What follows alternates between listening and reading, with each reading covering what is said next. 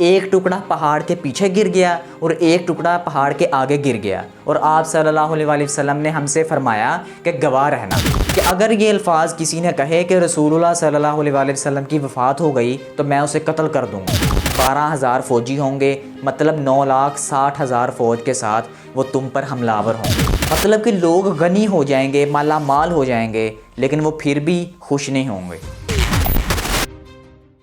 السلام علیکم ورحمۃ اللہ۔ یہ اس سیریز کی تیسری ویڈیو ہے جس کے اندر میں آپ کو قرآن و حدیث کی روشنی میں بتانے کی کوشش کر رہا ہوں کہ قیامت ہمارے کس قدر قریب آ چکی ہے، کس قدر قریب ہم جا چکے ہیں قیامت کے، کتنی نشانیاں مکمل ہونے والی ہیں، کتنی ہو چکی ہیں۔ تو اسی کے اوپر ڈسکشن چل رہی تھی، تو چلتے ہیں ویڈیو کی طرف۔ جیسا کہ میں نے آپ کے سامنے ایک حدیث پہلی ویڈیو میں رکھی تھی کہ رسول اللہ صلی اللہ علیہ وآلہ وسلم نے فرمایا کہ میں اور قیامت اس دنیا میں اس طرح مبعوث کیے گئے ہیں جس طرح یہ 2 انگلیاں، اللہ کے نبی نے شہادت کی انگلی اور درمیان والی انگلی کی طرف اشارہ کرتے ہوئے فرمایا تھا، اور آپ صلی اللہ علیہ وآلہ وسلم کی جیسے ہی وفات ہوئی ہے آپ خود اندازہ لگا سکتے ہیں کہ قیامت پھر کس قدر قریب ہے۔ تو اس ویڈیو میں یہ آپ کو بتانے کی کوشش کرتا ہوں کہ رسول اللہ صلی اللہ علیہ وآلہ وسلم کی وفات کس طرح قیامت کے قریب ہونے کی دلیل پیش کرتی ہے۔ دیکھیے، آپ صلی اللہ علیہ وآلہ وسلم کی وفات کا دھچکا قرب قیامت کے ابتدائی علامات میں سے ہے۔ میں آپ کے سامنے ایک حدیث کو رکھتا ہوں، اس حدیث کو آپ نے بڑے غور سے سننا ہے، بڑی توجہ سے سننا ہے آپ نے اس حدیث کو۔ یہ حدیث صحیح بخاری میں موجود ہے۔ حضرت عوف بن مالک رضی اللہ تعالیٰ عنہ بیان کرتے ہیں کہ میں رسول اللہ صلی اللہ علیہ وآلہ وسلم کے ساتھ غزوہ تبوک کے موقع پر موجود تھا۔ میں آپ صلی اللہ علیہ وآلہ وسلم کے پاس اس وقت حاضر ہوا جب آپ صلی اللہ علیہ وآلہ وسلم چمڑے کے خیمے کے اندر موجود تھے، آرام فرما رہے تھے، تشریف رکھے ہوئے تھے۔ تو آپ صلی اللہ علیہ وآلہ وسلم نے مجھے فرمایا کہ قیامت کی 6 نشانیاں ہیں، اسے لکھ لو، شمار کر لو، ذہن نشین کر لو۔ پہلی نشانی میری وفات، دوسری نشانی بیت المقدس کی فتح، تیسری نشانی ایک زبردست بیماری جو تمہارے اندر بکریوں کے احساس کی طرح پھیل جائے گی۔ بکریوں کے احساس کا مطلب یہ ہوتا ہے کہ ناک بہنے لگتا ہے اور انسان کی جلد موت واقع ہو جاتی ہے، اور اس بیماری کو طاعون کی بیماری کہتے ہیں جو انسانوں کے اندر اس وقت بہت عام ہو چکی تھی۔ چوتھی نشانی ہے مال کی کثرت، ہر انسان مالا مال ہو جائے گا لیکن ان کی نیت نہیں بھرے گی۔ ہر انسان یہی چاہے گا کہ میرے پاس 1000 دینار سے کم نہ ہوں، لیکن وہ خوش پھر بھی نہیں ہوگا، مطلب کہ لوگ غنی ہو جائیں گے، مالا مال ہو جائیں گے، لیکن وہ پھر بھی خوش نہیں ہوں گے۔ پانچویں نشانی ہے ایک فتنہ جو عربوں کے ہر گھر میں داخل ہو جائے گا، اور چھٹی نشانی ہے بنو اسفر کے ساتھ تمہارے تعلقات بہت اچھے ہو جائیں گے۔ بنو اسفر ہے یورپ، امریکہ اور روم، ان کے ساتھ تمہارے تعلقات بہت اچھے ہو جائیں گے، لیکن وہ تمہارے ساتھ غداری کریں گے اور وہ 80 جھنڈوں کے نیچے جمع ہو جائیں گے، اور ہر جھنڈے کے نیچے 12,000 فوجی ہوں گے، مطلب 9,60,000 فوج کے ساتھ وہ تم پر حملہ آور ہوں گے، مطلب وہ تمہارے ساتھ غداری کریں گے۔ ان میں سے جو پہلے 2 نشانیاں ہیں رسول اللہ صلی اللہ علیہ وآلہ وسلم کی وفات اور بیت المقدس کی فتح، یہ 2 پوری ہو چکی ہیں، اور تیسری بھی کہتے ہیں، حدیث کے اندر ہے کہ تیسری بھی پوری ہو چکی ہے۔ حضرت عمر رضی اللہ تعالیٰ عنہ کے دور خلافت میں طاعون کی بیماری بہت عام ہو گئی تھی اور بہت کثرت سے اموات ہوئی تھیں، کہتے ہیں کہ یہ تیسری نشانی بھی پوری ہو چکی ہے۔ اور جہاں تک بیت المقدس کی فتح کا معاملہ ہے وہ 1187 میں صلاح الدین ایوبی رحمہ اللہ نے حاصل کر لی تھی۔ اور جو چوتھی نشانی ہے مال کی کثرت والی، آج جو امیر ہیں ان کی نیت ہی نہیں بھر رہی، ہر انسان کی کوشش ہے کہ میرے پاس مال زیادہ سے زیادہ ہو، میں مال جمع کر لوں، مال جمع کر لوں، تو یہ چوتھی نشانی بھی پوری ہو رہی ہے۔ اور وہ جو 5ویں نشانی ہے کہ ایک زبردست فتنہ نمودار ہوگا، اور صحیح بخاری میں امام بخاری نے لکھا ہوا ہے کہ وہ فتنہ بنو امیہ کا فتنہ تھا۔ اور چھٹی نشانی بنو اسفر والی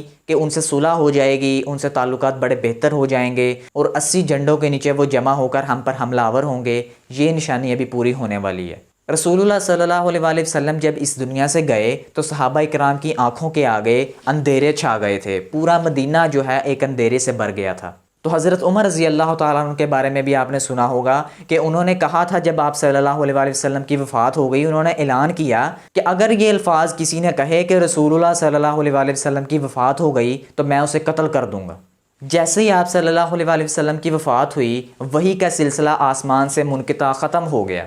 اللہ تعالیٰ نے قرآن مجید میں فرمایا قیامت قریب آ گئی اور چاند پھٹ گیا، اور یہ کوئی معجزہ دیکھتے ہیں اور منہ پھیر لیتے ہیں، اور کہتے ہیں یہ تو پہلے سے چلا آنے والا جادو ہے۔ حضرت انس بن مالک رضی اللہ تعالیٰ عنہ نے بیان کیا کہ اہل مکہ نے آپ صلی اللہ علیہ وآلہ وسلم سے مطالبہ کیا کہ ہمیں کوئی نشانی دکھائیں، تو آپ صلی اللہ علیہ وآلہ وسلم نے ان کو چاند کا 2 ٹکڑوں میں تقسیم ہوتا ہوا دکھایا۔ پھر ایک اور حدیث میں ہے کہ حضرت عبداللہ بن مسعود رضی اللہ تعالیٰ عنہ بیان کرتے ہیں کہ ہم آپ صلی اللہ علیہ وآلہ وسلم کے ساتھ منا کے میدان میں تھے، تو آپ صلی اللہ علیہ وآلہ وسلم نے چاند کا 2 ٹکڑے ہوتا ہوا دکھایا، ایک ٹکڑا پہاڑ کے پیچھے گر گیا اور ایک ٹکڑا پہاڑ کے آگے گر گیا، اور آپ صلی اللہ علیہ وآلہ وسلم نے ہم سے فرمایا کہ گواہ رہنا۔ اور آپ کو ایک حیران کن بات بتاتا ہوں کہ آج بھی چاند کے اوپر وہ نشان موجود ہے کہ جب چاند کے 2 ٹکڑے ہو گئے تھے تو وہ دوبارہ آپس میں ملا تھا تو نشان بن گئے تھے۔ یہ تمام احادیث آپ کے سامنے رکھنے کا مقصد صرف ایک ہے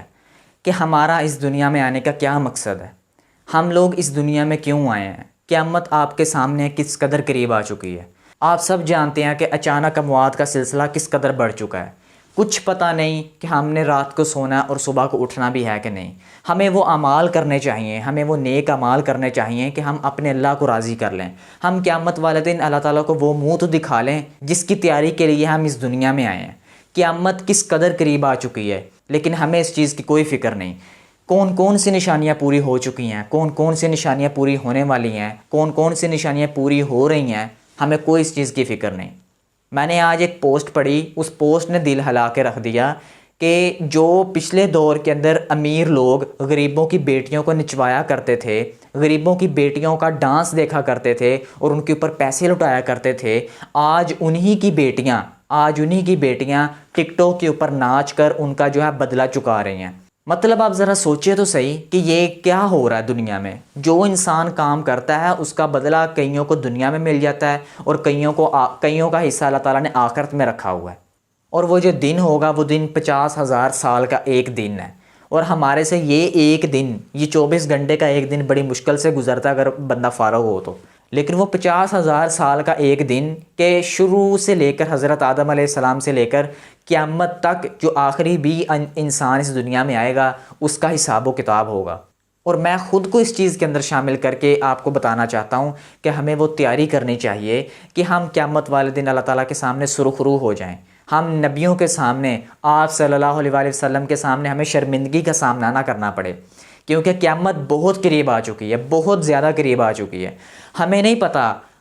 ایک انسان جب مرتا ہے نا اس کی قیامت اسی وقت آ جاتی ہے، اس کا حساب و کتاب اسی وقت شروع ہو جاتا ہے۔ تو جب ہمیں یہی نہیں پتہ کہ موت ہمارے اوپر کب مسلط ہو جانی ہے تو پھر ہم یہ کیسے کہہ سکتے ہیں کہ جب قیامت آئے گی تو دیکھا جائے گا۔ آپ لوگ بھی جانتے ہوں گے، آپ لوگوں کے ارد گرد بھی بہت سے ایسے لوگ ہوں گے جو پچھلے سال یا پچھلے مہینے نظر آتے تھے لیکن وہ آج آپ کے ساتھ نہیں ہیں، وہ ہمارے ساتھ نہیں ہیں۔ تو قیامت تو انسان کی اسی وقت قائم ہو جاتی ہے، اس لیے اس ٹائم کو غنیمت جانتے ہوئے ہمیں خود کی حفاظت کرنی ہے اور قیامت والے دن اللہ تعالیٰ کے سامنے سرخرو ہونا ہے انشاءاللہ۔